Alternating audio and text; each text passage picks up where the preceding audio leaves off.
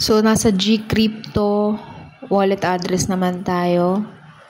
Ayan. So, punta kayo sa wallet nyo. Then, click withdraw. Punta sa WorldCoin. And then, click crypto app.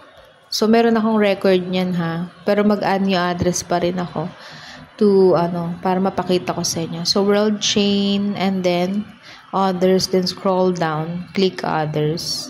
Ayan. So, yes, proceed. Ayan. So, after that, nandyan yung paste, diba? Diyan nyo lalagay mamaya yung address ng ng Gcrypto. Ayan. So, under Gcash, punta kayo sa category ng Grow.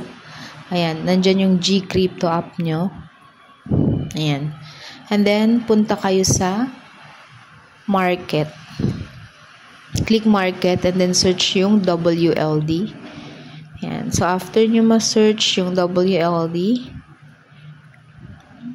ayan. So, click Receive. Then, after ng Receive, makikita nyo dyan yung wallet address. So, copy nyo lang yan. Copy and then, ayan, successfully copied na siya. And then, paste nyo lang. Double check nyo ha. Scroll nyo yung dulo-dulo niya kung tama yung kopya nyo. Bawal dyan mabago or may mapalitan ha or madagdag. Okay? And then, continue. Yan. So, pwede na kayong mag-withdraw dyan kung magkano yung laman ng inyong coins. Ayan. Nakita nyo dalawa na yung 676F ko. Kasi